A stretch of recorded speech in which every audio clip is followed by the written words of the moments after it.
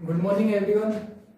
मैं दीपेश राजोरा आप सभी का स्वागत करता हूं हमारे यूट्यूब चैनल इंग्लिश हब पे। लास्ट वीडियो में हमने बात की थी फिगर ऑफ स्पीच में सिमिली और मेटाफर के बारे में। आज हम बात करेंगे पर्सोनिफिकेशन, एजोनेंस और एलिट्रेशन के बारे में। आइए देखते हैं नेक्स्ट टॉपिक पर्सोनिफिकेशन।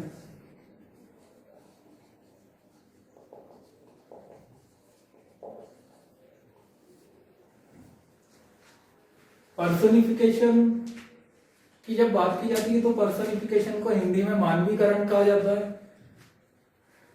सबसे पहली बात जो आपको पर्सोनिफिकेशन में ध्यान रखनी है वो ये ध्यान रखनी है कि पर्सोनिफिकेशन का ग्रीक टर्म क्या है।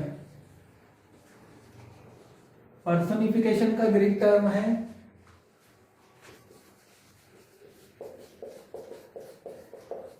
Prosopopoeia. What is the Greek term for personification? अगर ये क्वेश्चन आपके एग्जाम में आता है तो आपको प्रोस्पबिया पे आंसर लगाना है। सेकंड, पर्सोनिफिकेशन के बारे में जो बात आपको ध्यान रखनी है वो इसकी कैटेगरी। कैटेगरी होती है इसकी फिगर्स ऑफ रिजेम्बलेंस और रिलेशनशिप और लाइकनेस। पर्सोनिफिकेशन के बारे में सबसे पहली चीज ध्यान रखनी है, what is the Greek term for personification? Prosopopoeia. Category figures of resemblance और रिलेशनशिप और लाइकनेस के अंतर्गत पर्सोनिफिकेशन आता है। इसकी डेफिनेशन की बात करें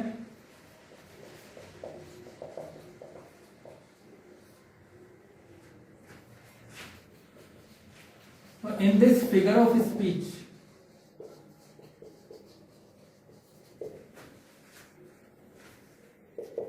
inanimate objects or abstract ideas or qualities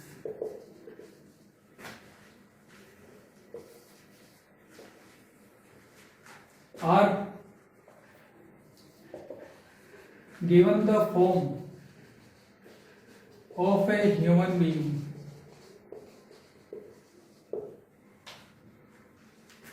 इसकी डेफिनेशन की बात करें तो in this figure of speech, इस फिगर ऑफ स्पीच में इनएनिमेट ऑब्जेक्ट्स, निर्जीव ऑब्जेक्ट्स को या एब्स्ट्रैक्ट आइडियाज को या क्वालिटीज को इस प्रकार से प्रस्तुत किया जाता है जैसे कि वो मानव हो।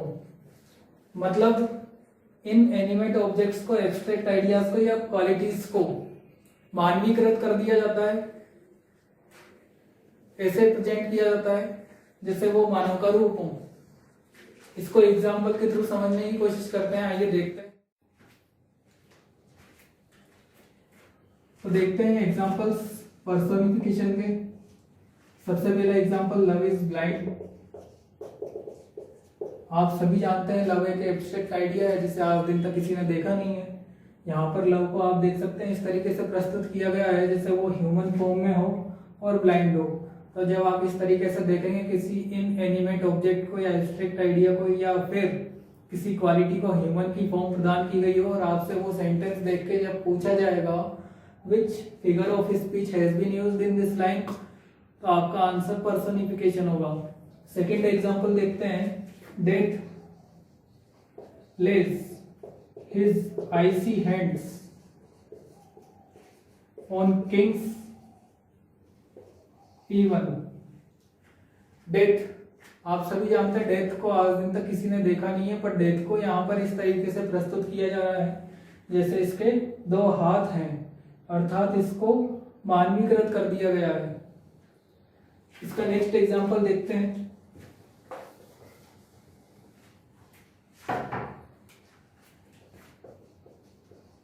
Opportunity seldom knocks at the door। आप सभी जानते हैं अपॉर्चुनिटी क्या किसी का दरवाजा खटखटाने का काम करती है। किसी का दरवाजा खटखटाने का काम तो मनुष्य करते हैं, पर यहाँ पर अपॉर्चुनिटी को एक मानव का फॉर्म प्रदान करके इस तरीके से बताया गया है जैसे वो आपके दरवाजे पर या किसी के दरवाजे पर खटखटाने का काम कर रही हो। तो यहाँ पर इस एब्स्ट्रैक्ट आइडिया को पर्सोनिफाई कर दिया गया है, अर्थात मानवीकृत कर दिया गया है। तो जब आपसे ये पूछा जाए ये कि यहाँ पर कौन सा फिगर ऑफ स्पीच यूज किया गया है, तो आपका आंसर होगा पर्सोनिफिकेशन। नेक्स्ट एग्जांपल देखते हैं।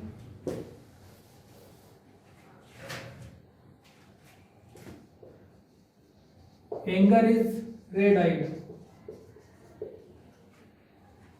एंगर जिसे हिंदी में क्रोध कहा जाता है, आज दिन तक आप लोग जानते हैं कि आज दिन तक एंगर को किसी ने देखा नहीं है। ये एक एब्स्ट्रैक्ट आइडिया है, इसे केवल फील किया जा सकता है। इसे इस तरीके से प्रस्तुत किया गया है जैसे इसकी दो आंखें हों और वो लाल हो। तो यहाँ पर कहने का मतलब है एंगर को पर्सोनिफाई कर दिया गया है। नेक्स्ट देखते हैं।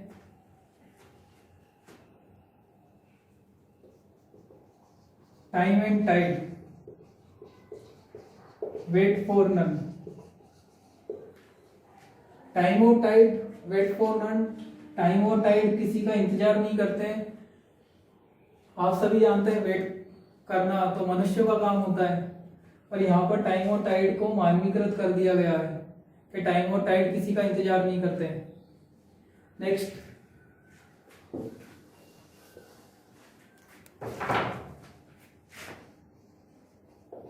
Patience to prevent that murmur soon replies। ये जो सेंटेंस है ये जॉन मिल्टन की कविता से लिया गया है। जब जॉन मिल्टन का जो अनशेकेबल फेथ होता है गॉड में, वो कुछ कारणों से जब डगमगाने लगता है, तो जब उसके माइंड में कुछ क्वेश्चंस उठने लगते हैं, तब वो कह रहा है कि पेशेंस जो है, धैर्य जो है, उन मरमर को, उन शिकायतों को रोकने के लिए जल्दी से उत्तर देता है। तो पेशेंस क्या कभी उत्तर देने का काम करता है? पेशेंस को इस तरीके से प्रस्तुत किया गया है जैसे वो एक मानव हो। जब पेशेंस को इस तरीके से प्रस्तुत किया गया है जैसे कि वो एक मानव हो, तो यहाँ पर कौन सा फिगर ऑफ स्पीच यूज किया गया है? पर्सोनिफिकेशन। ये बात हुई पर्सोनिफिकेशन के बारे में।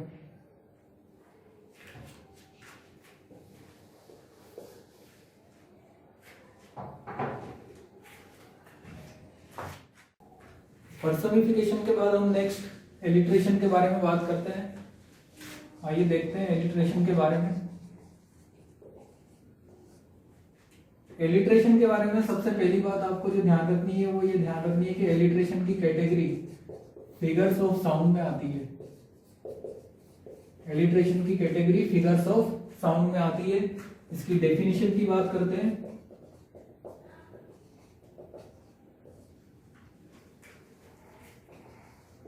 Alliteration is the repetition of a consonant sound in a series or sequence of words। Alliteration को हिंदी में अनुप्रास अलंकार कहा जाता है। एलिट्रेशन जो है रिपीटिशन है कॉन्सोनेंट साउंड।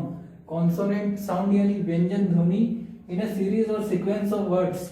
वर्ड्स के सीरीज या सीक्वेंस में जब कॉन्सोनेंट साउंड का रिपीटिशन होता है तो उसे एलिट्रेशन कहा जाता है। It generally occurs at the beginning of words। सामान्य तौर पर जब एलिट्रेशन का यूज किया जाता है तो वर्ड्स के बिगिनिंग पे यूज किया जाता है। It is used to create a musical effect in prose और पोएट्री। इसके द्वारा प्रोज या पोएट्री में म्यूजिकल इफेक्ट क्रिएट किया जाता है। एलिट्रेशन जो है कॉन्सोनेंट साउंड का रिपीटिशन है। कॉन्सोनेंट साउंड व्यंजन ध्वनि इन ए सीरीज और sequence of words. Generally alliteration का यूज बिगिनिंग ऑफ वर्ड्स पे किया जाता है। It is used to create a musical effect in prose और पोएट्री। इसका प्रयोग जो है प्रोज और पोएट्री में म्यूजिकल इफेक्ट को क्रिएट करने के लिए किया जाता है। ये आपको एलिट्रेशन के बारे में सबसे मेन चीज ये ध्यान रखनी है, एलिट्रेशन में रिपीटिशन ऑफ कॉन्सोनेंट साउंड है। इसको एग्जांपल के थ्रू देखते हैं।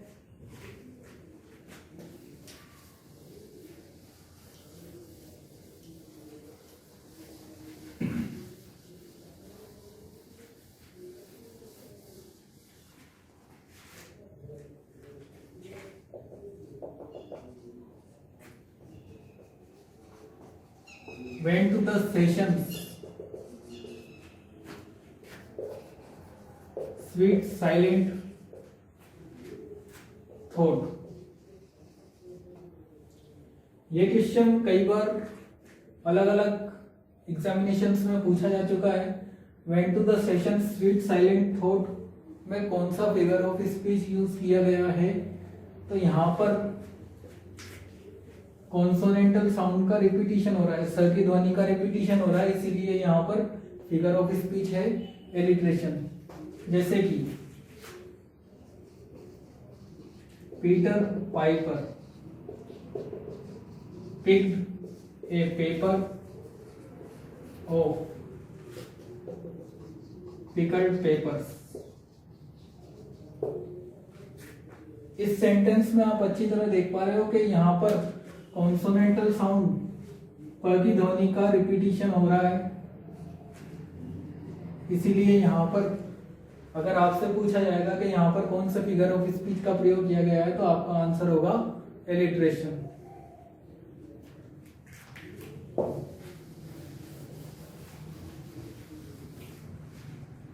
आगे देखते हैं।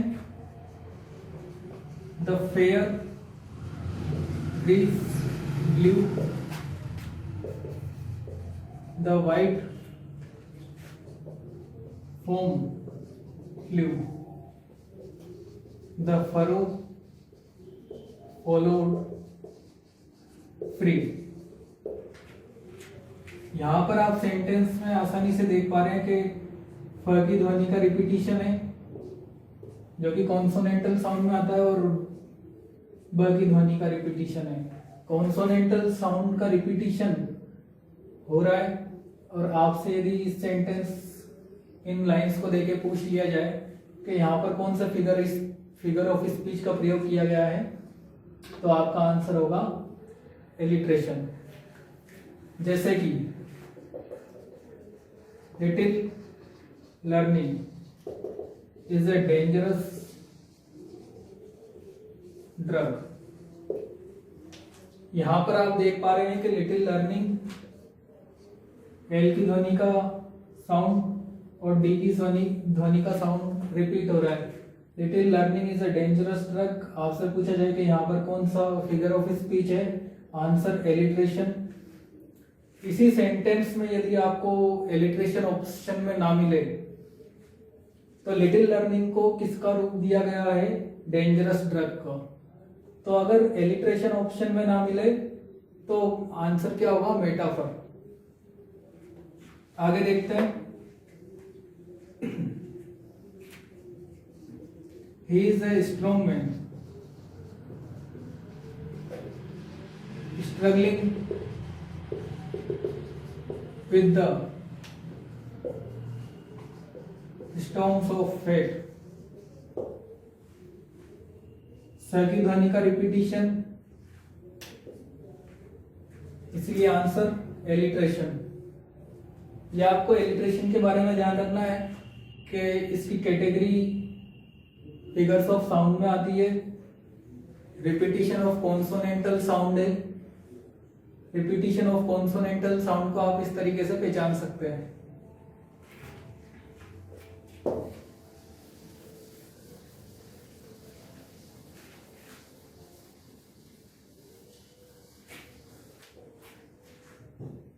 एलिट्रेशन के बाद बात करते हैं असोनेंट्स की।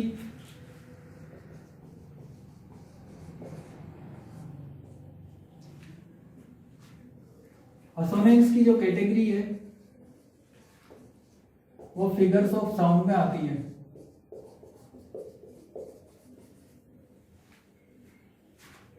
सबसे पहली बात, असोनेंस की कैटेगरी फिगर्स ऑफ साउंड। इसकी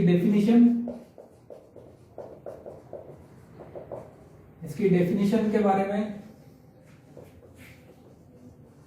असोनेंस इज द रिपीटिशन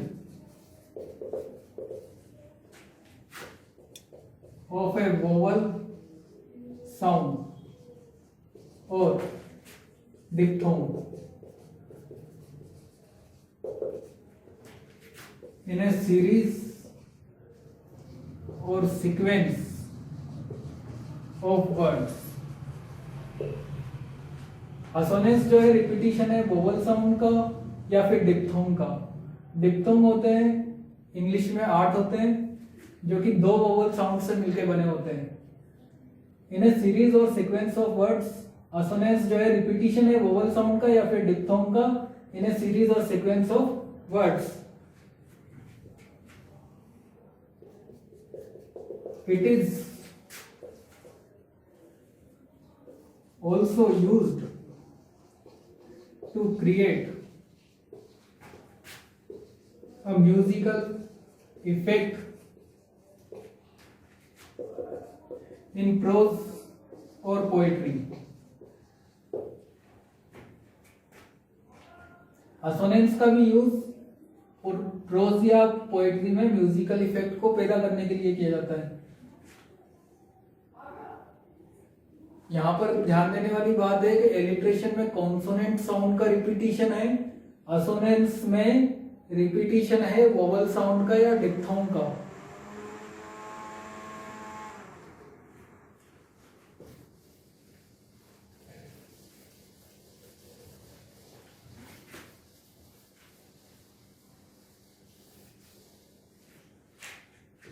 इसे एग्जाम्पल के थ्रू देखते हैं।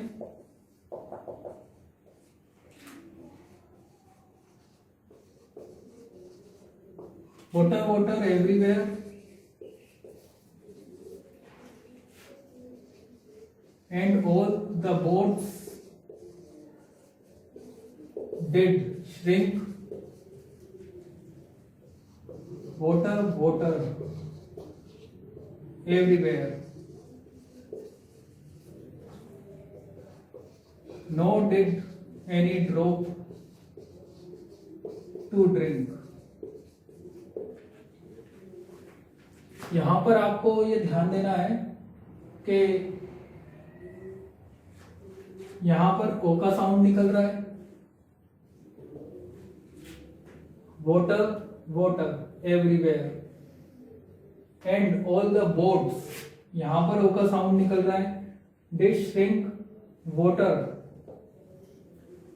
Water everywhere, no did any drop to drink. तो आप ये देख रहे हैं कि यहां पर वोवल साउंड ओ का रिपीटिशन हो रहा है। जब वोवल साउंड का रिपीटिशन होगा तो वहां पर हमें जब ये पूछा जाएगा कि कौन सा फिगर ऑफ स्पीच इसमें यूज किया गया है तो हमें आंसर लगाना है असोनेंस। इस एग्जांपल में हम ये भी देख सकते हैं कि अगर असोनेंस ऑप्शन में ना हो तो वह की ध्वनि का भी रिपीटिशन हो रहा है। अगर असोनेंस ऑप्शन में ना हो तो वह की ध्वनि का भी रिपीटिशन हो रहा है, तो वहां पर एलिट्रेशन भी आ सकता है। असोनेंस को नेक्स्ट एग्जांपल के थ्रू समझने की कोशिश करते हैं। Akbar was an able alert administrator. यहां पर आप देख रहे हैं अकबर में अ का साउंड, यहां पर अ का साउंड, ये जो आप लोग इसे एन बोलते हो इसका साउंड अन निकलता है। यहां पर अ का साउंड, यहां पर फिर अ का साउंड। तो repetition of vowel sound is assonance. जैसा कि अभी हमने देखा था वाटर वाटर एवरीवेयर में रिपीटिशन ऑफ वोवल साउंड हो रहा था, यहाँ पर भी आप देख सकते हैं रिपीटिशन ऑफ वोवल साउंड है। नेक्स्ट एग्जांपल देखते हैं इसका, thou still unravished bride of quietness,